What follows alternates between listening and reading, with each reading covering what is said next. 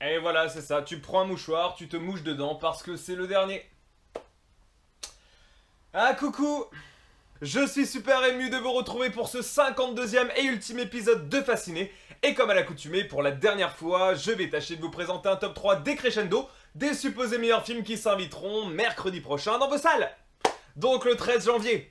Au programme d'aujourd'hui, Rocky transmet sa ceinture, les femmes à l'honneur et un trio atypique. Croque-mort, pare-brise et destrier. Bienvenue une dernière fois dans Fasciné.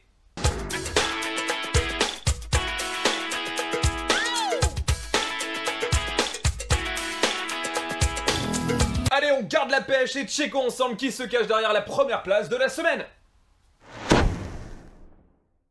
Stallone remonte sur le ring, mais cette fois-ci c'est pour entraîner le fils de son meilleur ennemi. Ou son meilleur ami en fait, depuis le 3. Sauf que dans le 2 ils s'affrontent à nouveau. Mais surtout quand tu sais qu'au début du 4, t'as Apollo Creed qui meurt. Enfin bref, image.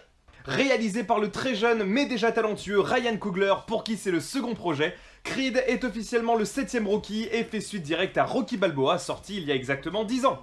Étant un spin-off et par définition une suite non officielle, plusieurs éléments différeront avec la saga originale, et de ce fait, eh bien c'est le seul Rocky que Stallone n'ait pas écrit, dans lequel il ne se bat pas, l'affiche n'arbore pas le prénom Rocky, et vous n'y verrez ni l'ancien entraîneur de Rocky, ni celui d'Apollo Creed. Comme ça au moins, c'est dit. Côté casting, vous retrouverez Tessa Thompson, dont on a parlé l'année dernière pour Selma et Dear White People, bien évidemment Sylvester Stallone que l'on ne présente plus, ainsi que Michael B. Jordan, qui est en pleine explosion depuis son rôle remarqué dans Chronicle, et son arrivée dans Fantastic Four, présenté en juillet dernier. Fantastic Four. Côté scénar, nous sommes à Philly en Pennsylvanie, et nous suivons Adonis Johnson, qui n'est autre que le fils d'Apollo Creed, l'ancien célèbre champion du monde de boxe, catégorie poids lourd. Il n'a jamais connu son père, mais a indéniablement la boxe dans le sang et souhaite présenter ses vraies valeurs à la face du monde. Pour ce faire, il part à la recherche du fameux Rocky Balboa qui en son temps avait battu son père et lui demande officiellement de devenir son entraîneur. Dans un premier temps réticent à revenir dans le milieu, Rocky décèlera un potentiel phénoménal chez le jeune Adonis et le prendra finalement sous son aile. Alors, Rocky c'est certainement la franchise sportive la plus populaire du 7ème art. Alors, pour vous donner une ordre d'idée, lorsque Stallone a réussi à convaincre United Artists de produire son premier film à hauteur de 900 000 $, il était à 1000 lieues d'imaginer que ce dernier terminerait sa vie à hauteur de 117 millions de $ de recettes. 117 millions, quoi, c'est 100 fois plus. Balèze. Rocky, premier du nom, est donc devenu le 10e film le plus rentable de tous les temps, et l'intégralité de la saga Rocky est la 3e franchise la plus rentable du 7ème art depuis la création du cinéma, derrière Star Wars et Le Seigneur des Anneaux. Et donc, eh bien pourquoi Creed ? Eh bien, comme toute saga intergénérationnelle et intemporelle qui renfile les gants, et c'est le cas de le dire, vous devez d'aller jeter un petit coup d'œil. Vous l'avez bien fait pour Star Wars. Même si nous avons joui l'année dernière d'une petite pépite dans le registre qu'était la rage au ventre, c'est toujours plaisant de voir un film de boxe dont l'esthétisme a été modernisé, ce qui permettra du coup au réalisme d'être revu totalement à la hausse. Je ne prends que trop peu de risques à vous le conseiller, puisque sans rien vous cacher, il est déjà sorti outre-Atlantique, et Presse comme spectateur s'accorde à dire que c'est une franche réussite. Donc wait and see. Et à tout de suite, le maintenant si.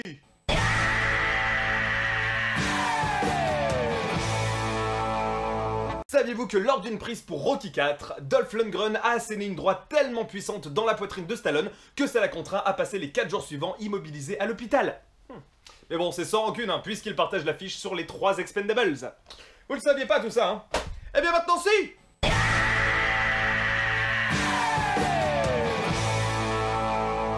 Et passons sans plus attendre à la seconde marche du podium. Carol est un outsider, mais sera probablement l'un des films les plus appréciés en 2016. Et je vais vous expliquer pourquoi.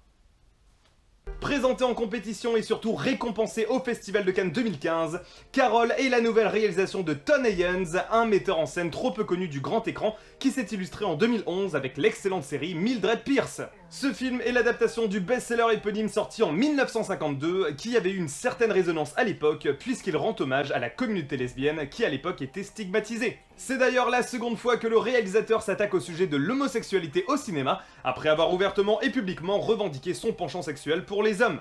Le casting est loin d'être dégueulasse, puisque vous retrouverez la divine Cate Blanchett, qui a de fortes chances d'apparaître dans le 3ème volet de Thor, ainsi que Rooney Mara, qui avait déjà crevé l'écran dans le Millennium de Fincher.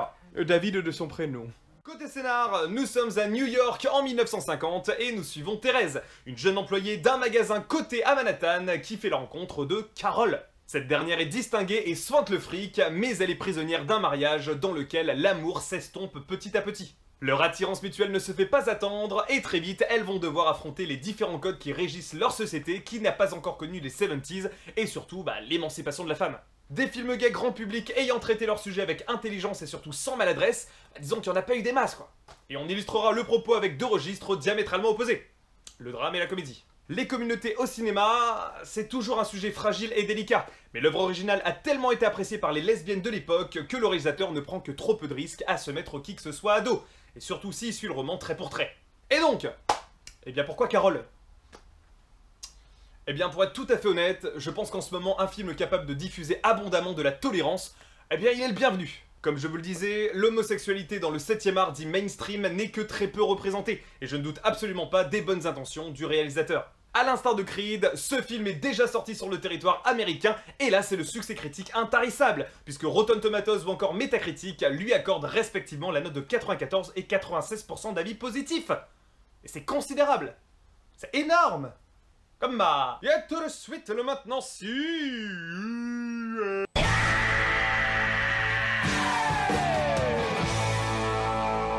Saviez-vous que Carole marque la 20e adaptation cinématographique d'un roman de Patricia Highsmith? Et parmi eux, on citera l'excellent talentueux Monsieur Ripley, et si Carole arrive à ce niveau-là, perso je signe tout de suite. Vous le saviez pas, hein? Maintenant si!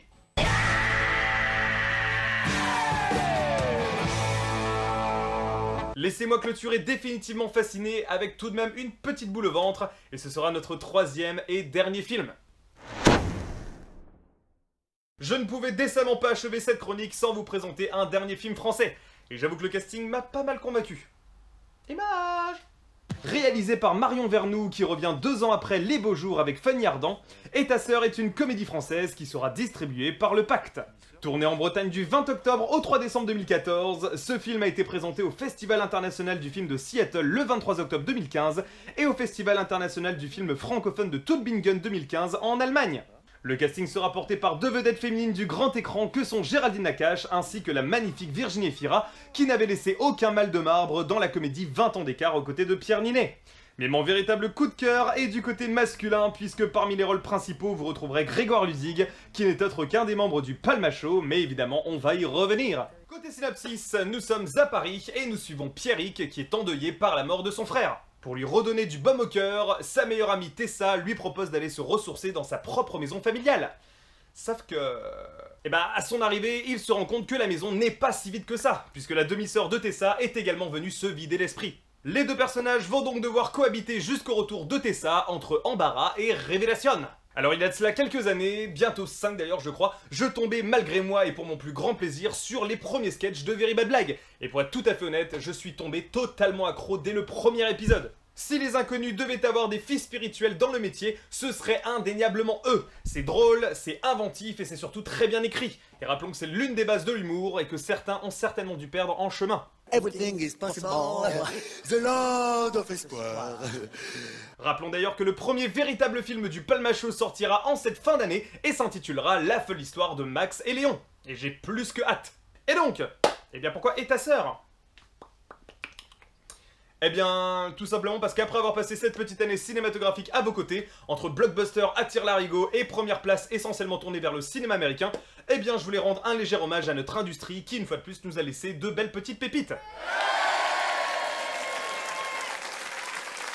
On est capable de grandes choses et on l'a déjà prouvé à maintes et maintes reprises dans le passé. Et ce film a les capacités et surtout la force comique de pouvoir s'inscrire dans les annales de la comédie française. Et pour clore définitivement cette chronique, l'ultime maintenant si.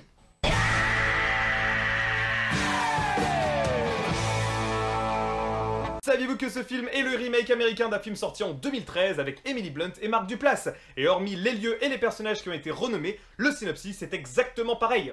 Et pour les plus curieux d'entre vous, le film s'intitule Ma meilleure amie, sa sœur et moi. Vous le saviez pas, hein? Comme d'habitude. Maintenant si.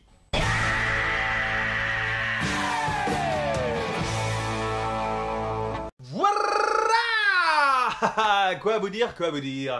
Eh bien déjà, j'ai passé une année cinématographique absolument géniale à vos côtés. Merci infiniment pour votre fidélité et j'espère vous avoir appris 2-3 trucs sur le cinéma. Et si c'est le cas, eh ben, j'en serais super heureux. Merci à mon petit pote d'avoir supporté toutes mes conneries et merci à vous d'avoir suivi cette chronique. J'espère vous avoir donné l'envie d'aller voir ces 156 films.